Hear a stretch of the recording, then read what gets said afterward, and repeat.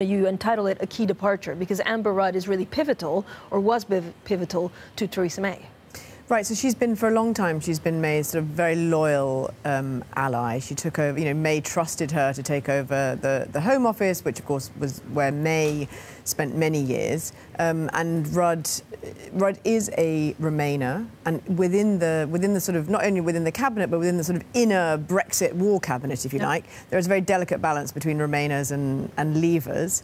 And so we're going to look very carefully at who May chooses to replace her, because Rudd was very much a Remainer, and a Remainer with influence, a Remainer who not only was trusted by May, but also someone who, had potentially a future as a leadership candidate. And so, we don't know who's going to replace her, but that sort of mathematics of the balance between those two sides is going to be very important. And this week they're sitting down on Wednesday. They're sitting down to talk about what the future relationship with Europe should look like. This is really important, because even though we've only got a year to go, we still really don't know, what those trading ties are going to look like after Brexit. And so that's going to come to a head this week. We still don't really know what they want in terms of customs union or not. Exactly. So what do we know that's happening today? I mean, is Theresa May? Do people give her a list and she chooses? And right. So we're expecting it sort of early this morning. A few names are doing the rounds. Sajid Javid is one. He is someone who campaigned for Remain, but sort of is seen as not a sort of hardcore Remainer. Likewise, Jeremy Hunt, actually, who is Health Secretary, again a Remainer,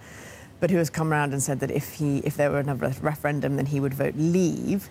So those are a couple of names to watch. Also, Karen Bradley, who is the Northern Ireland Secretary. So, of course, that would, again, vacate a really key role in this whole Brexit process. I want to get on to Pan in a second, but does it make actually, does Theresa May at this point have to choose a pro-Brexit Home Secretary, or she can choose who she wants? No, she can choose who she wants, but I suspect that the overall balance in that sort of inner cabinet will probably remain the same. The other thing to bear in mind is that Rudd, she's pro-Remain. She's now going to be in Parliament and liberated from the constraints of, cabinet discipline and that loyalty. And so one will have to watch quite carefully how she, if she really does help in Parliament. There are all these MPs who are really trying to soften Brexit quite dramatically and are using the tools of Parliament to do that. And we'll have to see how she helps them. Of course, her constituency is Leave.